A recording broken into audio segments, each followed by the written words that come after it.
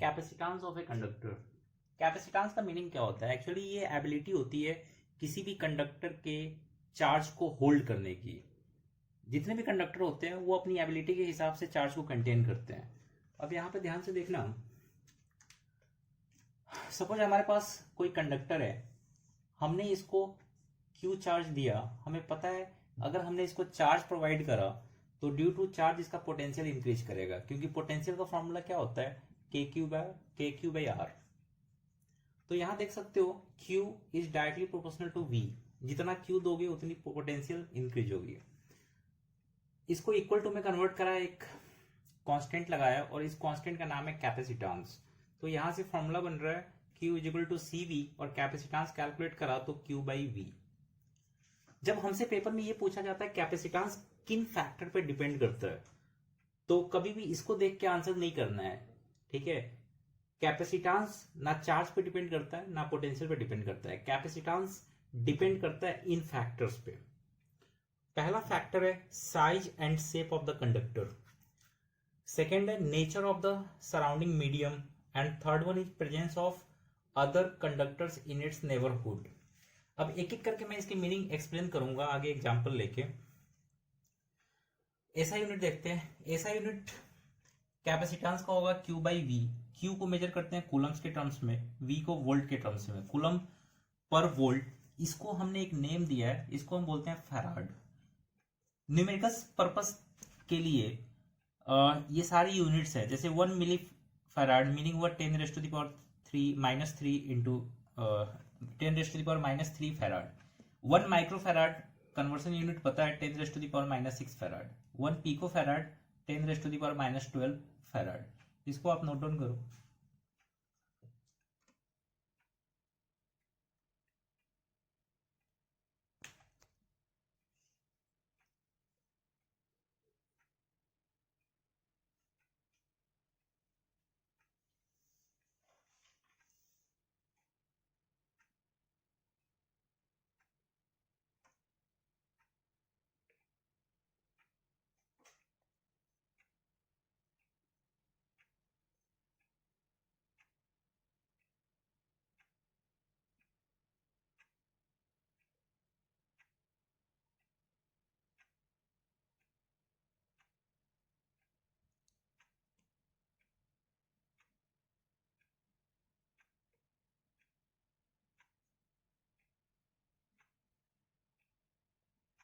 Capacitance depends upon the following factors. अब एक एक करके से एक्सप्लेन कर रहा हूं, ध्यान से देखना। पहला होता है shape and size of conductor. जैसे कि देखो यहाँ पे मैंने एक कंडक्टर ले रखा है, ये देखने में छोटा दिख रहा है, और एक कंडक्टर ले रखा है जो बिगर वन है।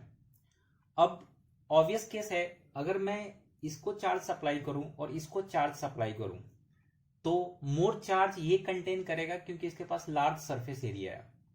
तो कैपेसिटी डिपेंड करती है shape and size of the conductor. जितना बड़ा साइज होगा उतना ज्यादा सरफेस एरिया होगा, उसकी capacity to contain charge more होगी। तो यहाँ पे एक बात क्लियर हो गई, एक स्मॉलर एक बिगर वन में बिगर वन की कैपेसिटी ज्यादा होगी। दूसरी बात है, मैंने यहाँ पे एक कंडक्टर कंसिडर किया है। इस कंडक्टर को हमने सपोज चार्ज देना शुरू करा। अब ध्यान से समझना इस चीज को। फॉर एग्जाम्पल मैं ऐसा एज्यूम करके चल रहा हूं कि इसकी कैपेसिटी है 1000 कूलम की। इट मींस ये 1000 कूलम तक चार्ज कंटेन कर सकता है। सपोज इसने 1000 कूलम चार्ज कंटेन कर लिया, क्या उसके बाद मैं इसको 1001 कूलम चार्ज प्रोवाइड कर सकता हूं? आंसर है नहीं, ये चार्ज को ओवरफ्लो करा देगा। अब इलेक्ट्रोस्टैट में ओवरफ्लो करने का क्या मीनिंग होता है, इसको बोर्ड पे ध्यान से समझना। इस कंडक्टर को आपने जिस मीडियम में प्लेस किया है, सपोज इसके सराउंडिंग में एयर है, मैंने एयर का एक मॉलिक्यूल कंसीडर किया, ठीक है? ये ऑक्सीजन हो सकता है, नाइट्रोजन हो सकता है, कोई भी मॉलिक्यूल्स हो सकता है जो एयर के अंदर प्रेजेंट है। सपोज देखो यहाँ पे, जब आप यहाँ पे चार्ज बढ़ाते हो तो जब चार्ज बढ़ेगा तो पोटेंशियल इंक्रीज होगी, और आपको एक रिलेशन पता है, relation between E and V। Potential अगर इंक्रीज होगा तो इलेक्ट्रिक फील्ड इंक्रीज होगी। सपोज इसकी कैपेसिटी 1000 कूलम की थी, 1000 कूलम होते ही इसका पोटेंशियल बहुत ज्यादा इंक्रीज कर गया, due to that electric field यहां इंक्रीज हो गया। अब आप समझो इस चीज को, अगर यहां पे इलेक्ट्रिक फील्ड इंक्रीज कर गया है तो यहां पे इलेक्ट्रिक फील्ड ऐसे वर्क कर रहा होगा। अगर आपने पॉजिटिव चार्ज इसको प्रोवाइड करा है तो इलेक्ट्रिक फील्ड रेडियली आउटवर्ड होगा। आपको पता है जब ये कंडक्टर और ये एयर के मॉलिक्यूल्स के बीच में इलेक्ट्रिक फील्ड काम कर रहा है तो इलेक्ट्रिक फील्ड एक फोर्स अप्लाई करता है F इक्वल टू QE। यानी जितने पॉजिटिव चार्ज होंगे वो सब in the direction of electric field move करेंगे ड्यू टू दिस फोर्स, और जितने निगेटिव चार्ज होंगे वो इस अपोजिट डायरेक्शन में मूव करेंगे। आप देखो सपोज ये नाइट्रोजन का मॉलिक्यूल है, इसके पास इसके आउटर मोस्ट ऑर्बिट में एक इलेक्ट्रॉन है, तो इस इलेक्ट्रॉन पे एक फोर्स लगना शुरू हो जाएगा जो काफी स्ट्रांग होगा, और ड्यू टू दिस फोर्स ये मॉलिक्यूल्स इसके बाहर निकल के इधर ट्रैवल करना शुरू करेगा। जब ये ट्रैवल इधर करेगा तो आप देख सकते हो वैलेंस शेल से एक मॉलिक्यूल बाहर चला गया तो यहां पे क्या क्रिएट हो जाएगा, एक पॉजिटिव चार्ज क्रिएट होगा, और ये जो आयन जो ये इलेक्ट्रॉन था ये बाहर निकल जाएगा। अब ध्यान से समझो, जो इसकी कैपेसिटी थी 1000 कूलम की, आपने जो एक एक्स्ट्रा 1 कूलम दिया वो 1 कूलम यहां से शिफ्ट करके इस मॉलिक्यूल में चला गया। अगर आपने 1002 इलेक्ट्रॉन देने की कोशिश करा, इसको चार्ज देने की कोशिश करा, तो वैसे ही ये चार्ज यहां से शिफ्ट करके सराउंडिंग के पार्टिकल्स में शिफ्ट कर जाएगा। मेरे कहने का सेंस ये है कि जब भी हम किसी भी कंडक्टर को उसकी कैपेसिटी से ज्यादा चार्ज प्रोवाइड करते हैं तो इलेक्ट्रिक फील्ड सराउंडिंग में वो बहुत ज्यादा इंक्रीज कर देता है। ड्यू टू दैट मीडियम के पार्टिकल्स आयोनाइज होना शुरू कर देते हैं, और इस आयोनाइजेशन में सारे चार्ज ओवरफ्लो कर जाते हैं और इसकी कैपेसिटी के अकॉर्डिंग ही चार्ज इसके पास रहता है। तो ये सेकेंड फैक्टर है कि जो कैपेसिटी होती है वो नेचर ऑफ द मीडियम पे डिपेंड करती है। कहने का क्या सेंस है, अगर मान लो यहां पे एयर था, एयर से आप एक इलेक्ट्रॉन बाहर निकाल रहे हो तो हम इसको ऐसे बोलते हैं हमने इसकी डाई इलेक्ट्रिक स्ट्रेंथ को ब्रेक कर दिया है, इसकी डाई इलेक्ट्रिक स्ट्रेंथ ब्रेक कर गई। सपोज यहां पे एयर नहीं होता, ये कंडक्टर था और इसके सराउंडिंग में वाटर मॉलिक्यूल्स होते हैं, ये वाटर में रखा हुआ होता, और थोड़ी देर के लिए मैं ये बोलता हूं कि वाटर मॉलिक्यूल्स का डाई इलेक्ट्रिक स्ट्रेंथ मतलब आयोनाइज उसके पार्टिकल्स को आयोनाइज करने के लिए जो फोर्स चाहिए वो ज्यादा है, ये इसके लिए डाई इलेक्ट्रिक स्ट्रेंथ बहुत ज्यादा है। इन दैट केस इसकी सेम कंडक्टर की कैपेसिटी यहां पे ज्यादा होती, क्योंकि ये तब तक चार्ज को स्टोर कर सकता है जब तक ये कैपेबल नहीं हो जाता मीडियम के डाई इलेक्ट्रिक स्ट्रेंथ को ब्रेक करने के लिए। आप लोग यहां तक नोट डाउन करो।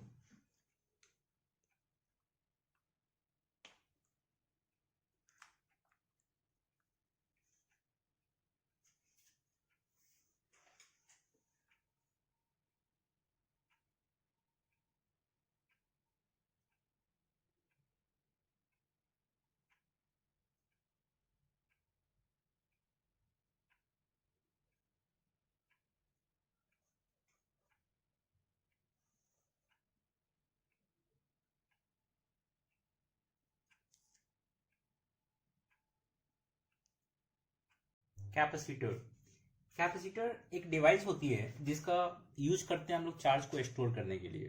चार्ज ये इलेक्ट्रिकल सर्किट से चार्ज को स्टोर करता है और जब हमें नीड होती है वो चार्ज की सप्लाई करता है। सिंपल फिक्स्ड कैपेसिटर के लिए डबल प्लेट शो करते हैं, वेरिएबल कैपेसिटर के लिए एक एरो शो करते हैं। अब एप्लीकेशन कहाँ कहाँ पे कहाँ दिखता है ये कैपेसिटर? ये कैपेसिटर हमें जितने भी इलेक्ट्रिकल अप्लायंसेस होते हैं सब में दिखता है, बट फॉर एग्जांपल मैंने एग्जांपल ले रखा फैन का। फैन में कैपेसिटर होता है। अब बोलोगे फैन में कैपेसिटर क्या करेगा? एक्चुअली क्या होता है कि सपोज अगर इस फैन को ऑपरेट होने के लिए 220 वोल्ट चाहिए और आपकी सप्लाई अगर 210 वोल्ट की है, तो कैपेसिटर क्या करता है, कैपेसिटर इसके साथ कनेक्टेड होता है, वो पहले खुद को चार्ज करता है। जब इलेक्ट्रिसिटी जाती है तो कैपेसिटर से क्रॉस करके जाती है, कैपेसिटर पहले खुद को चार्ज कर लेता है, और जब इसको नीड होती है, अगर इस फैन को सप्लाई हो रही है 210 वोल्ट की बट ये ऑपरेट करने के लिए इसको चाहिए 220 वोल्ट, देन ये 10 वोल्ट का जो गैप आ रहा है इतना चार्ज कैपेसिटर खुद से सप्लाई करता है इस फैन को, ताकि ये अपने आरपीएम को मेंटेन कर सके। दूसरा है कि कभी कभी ऐसा होता है कि लाइट का फ्लक्चुएशन होता है। लाइट का फ्लक्चुएशन कहने का क्या सेंस है कि लाइट अगर अभी आई और जस्ट कट हो गई, फिर आई फिर कट हो गई, ऐसे केसेस में इलेक्ट्रिकल अप्लायंसेस के खराब होने के चांसेस होते हैं। खराब होने से बचाने के लिए, डैमेज होने से बचाने के लिए हम लोग कैपेसिटर लगाते हैं। कैपेसिटर क्या कर सकता है, ये सडन फ्लक्चुएशन को वो मेंटेन कर लेता है। मींस अगर लाइट चली गई और तुरंत उसके बाद एपियर हो रही है, तो इस बीच के गैप में इलेक्ट्रिसिटी प्रोवाइड करने का काम कैपेसिटर का होता है। कैपेसिटर इसके बीच में इलेक्ट्रिसिटी प्रोवाइड करके इसके आरपीएम को रोटेट करा रहा होता है। वैसे ही ये काम ट्यूबलाइट में होता है। आप लोगों ने देखा होगा ट्यूबलाइट को स्टार्ट करने के लिए जो बड़े बड़े ट्यूबलाइट्स होते हैं वहां पे स्टार्टर गिवन होता है। ये स्टार्टर क्या करता है, ये स्टार्टर हमें इसलिए चाहिए होता है क्योंकि ये ट्यूबलाइट ऑपरेट होती है 220 वोल्ट पे। अगर आपके पास 220 वोल्ट से कम वोल्टेज है, सपोज 200 वोल्टेज है, तो कैपेसिटर वो 20 वोल्ट का गैप के कॉरस्पॉन्डिंग चार्ज सप्लाई करता है इसको ट्यूबलाइट को, और इससे 220 वोल्ट ऑपरेट होता है और ये ट्यूबलाइट स्टार्ट हो जाती है। बाई चांस आप लोगों ने देखा होगा कभी कभी जब लाइट कट होती है, पावर कट होती है, उस टाइम कट होती है तो ये ट्यूबलाइट में एनर्जी सप्लाई करने का काम कैपेसिटर का होता है। लाइट अगर तुरंत आएगी तो ये तुरंत ऑन भी हो जाता है। ये तुरंत ऑन ऑफ होने का जो काम होता है ड्यू टू कैपेसिटर होता है। कभी कभी आपने देखा होगा फैन खराब हो जाती है, इसकी स्पीड आरपीएम कम हो जाती है, तो मैकेनिक आके हमेशा इसका वो चेंज करता है, कैपेसिटर चेंज कर देता है, कंडेंसर।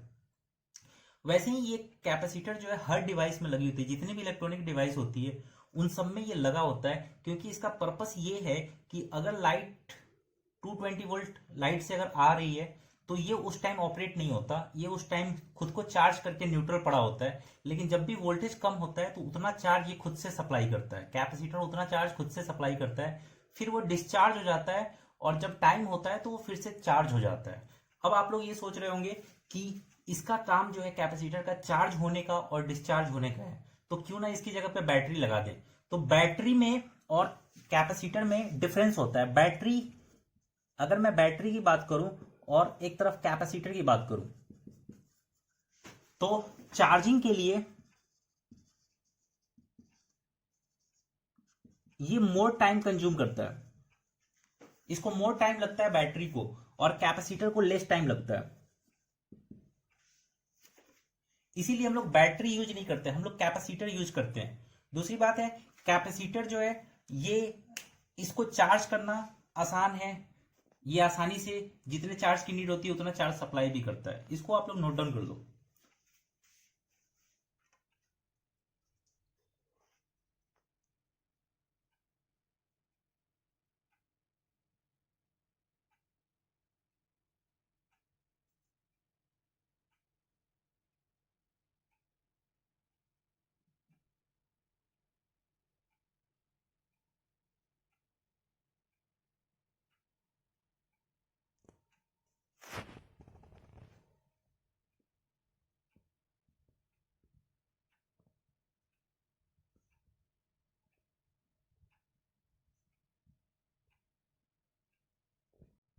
पैरेलल प्लेट कैपेसिटर, यहाँ पे कैपेसिटी हमें कैलकुलेट करनी है, कैपेसिटेंस कैलकुलेट करना है पैरेलल प्लेट कैपेसिटर का।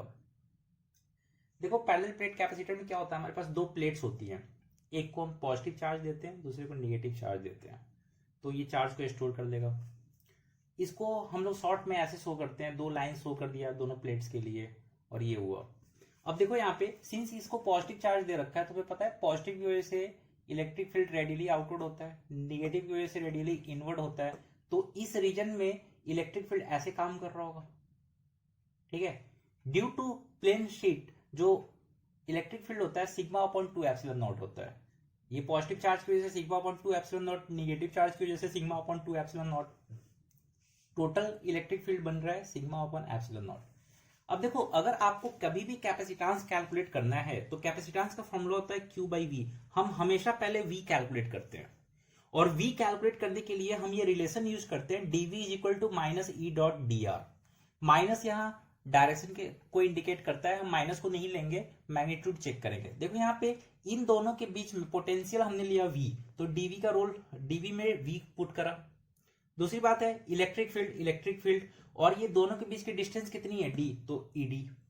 इलेक्ट्रिक फील्ड की वैल्यू यहां उठा के पुट कर दिया, इलेक्ट्रिक फील्ड जो है सिग्मा अपॉन एप्सिलॉन नॉट है, हमने पुट किया v is equal to sigma upon epsilon naught d। अब सबसे पहले हम v कैलकुलेट करते हैं, फिर इस फॉर्मूले में v की वैल्यू उठा के पुट कर देते हैं, सॉल्व करते हैं, जो आता है वो अपना आंसर होता है। अब देखो c equal to Q by V, हमने v की वैल्यू डाल दिया sigma d upon epsilon naught, epsilon naught numerator को आया। अब सिग्मा क्या होता है, सिग्मा है सरफेस चार्ज डेंसिटी, और आप लोगों को बताया था surface charge density charge upon area होता है। हमने इसकी वैल्यू उठा के पुट कर दिया, चार्ज अपॉन एरिया, क्यू से क्यू कैंसिल हो गया, और capacity of parallel plate capacitor जो निकल के आ रही है A epsilon not by D. अगर पेपर में आपसे ये पूछा जाता है कि पैरेलल प्लेट कैपेसिटर की कैपेसिटी किस फैक्टर पर डिपेंड करती है, तो आंसर होगा area, medium, nature of the medium, और डिस्टेंस बिटवीन द प्लेट्स। इसको आप नोट डाउन करो।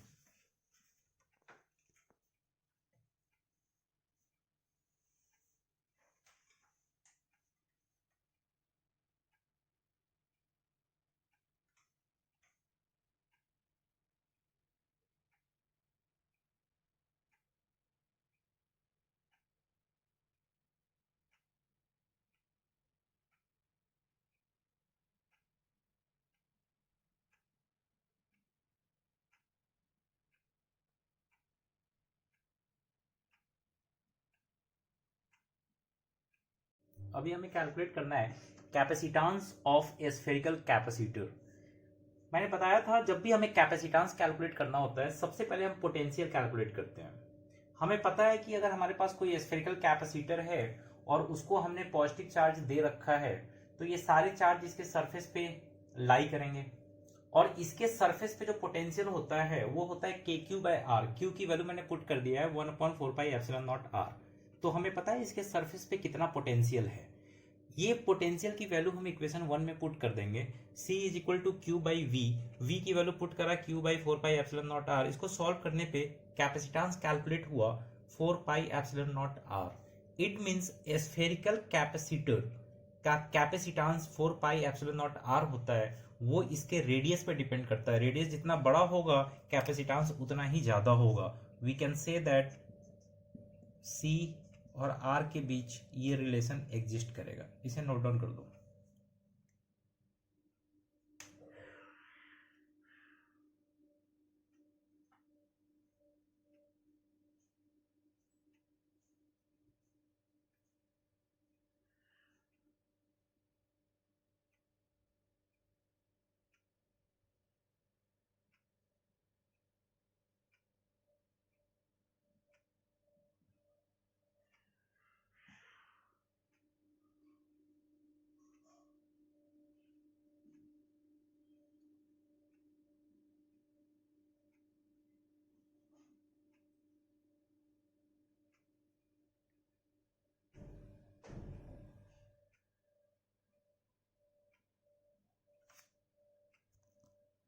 Energy stored in a capacitor. Capacitor के पास कितनी एनर्जी होती है? देखो हमने क्या किया है, हमने एक कैपेसिटर लिया है जो इनिशियल कंडीशन में अनचार्ज्ड है, मींस इसके ऊपर कोई भी चार्ज नहीं था। जब हम इसको सेल के साथ कनेक्ट करते हैं तो यहां से प्लेट नंबर 2 से चार्ज को डिस्प्लेस करा के प्लेट नंबर 1 पे लाते हैं, और ये जो प्रोसेस होता है वेरी स्लोली प्रोसेस होता है, धीरे धीरे करके ये कैपेसिटर चार्ज होता है। अब देखो यहाँ पे अगर हमने यहां से चार्ज को डिस्प्लेस करा के प्लेट नंबर 1 पे किया तो इलेक्ट्रिक फील्ड इस रीजन में ऐसा होगा, रेडियली आउटवर्ड। हमने जो वर्क डन किया वो इलेक्ट्रिक फील्ड के अगेंस्ट करा, तो जो वर्क डन हमने किया वही स्टोर कर जाएगा एज ए पोटेंशियल एनर्जी। अब देखो कैसे कैलकुलेट किया, हमने कंसीडर किया एट एनी इंस्टेंट इसके ऊपर प्लस क्यू डैश चार्ज है, तो इसका पोटेंशियल क्या होगा, पोटेंशियल होगा क्यू डैश अपॉन सी, क्योंकि ये कैपेसिटर है। अब हमने क्या करा, हमें एक स्मॉल चार्ज dq को यहां से इस पे डिस्प्लेस कराना है, तो इसके लिए जो वर्क डन होगा वो भी स्मॉल होगा। वर्क डन का फॉर्मूला हमने लगाया, वर्क डन इलेक्ट्रोस्टैट में क्या होता है, q डेल्टा v, q की वैल्यू है dq डैश और डेल्टा v है v डैश। यहाँ पे v डैश की वैल्यू पुट कर दिया हमने q डैश अपॉन c। अगर हमें टोटल वर्क डन चाहिए, हमने कैपेसिटर को चार्ज किया है और इसको चार्ज करने के लिए टोटल चार्ज इसके ऊपर जो आया वो है प्लस क्यू, तो हम यहाँ पे इसको इंटीग्रेट करेंगे। इनिशियल चार्ज 0 होगा क्योंकि कैपेसिटर अनचार्ज था, और फाइनली आपने उसके ऊपर क्यू चार्ज दिया। इंटीग्रेट करके इसको सॉल्व किया तो इसकी वैल्यू आ रही है क्यू स्क्वायर बाई 2c। इसको आप नोट डाउन करो।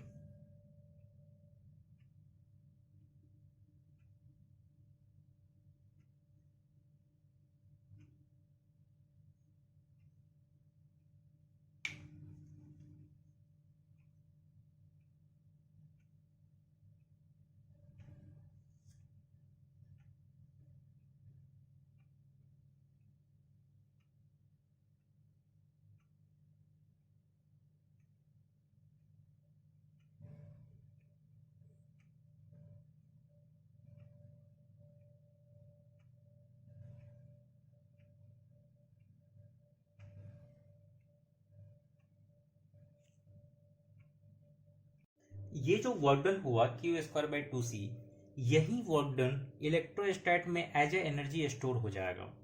तो हम इसको लिख सकते हैं this work done is equal to energy, energy is equal to q square by two C. अब हमें ये चीज पता है q is equal to C V होता है। अगर हमने क्यू की वैल्यू यहाँ पुट कर दिया तो सॉल्व करने पे एक और फॉर्मूला इसका जनरेट होता है, हाफ सी वी स्क्वायर।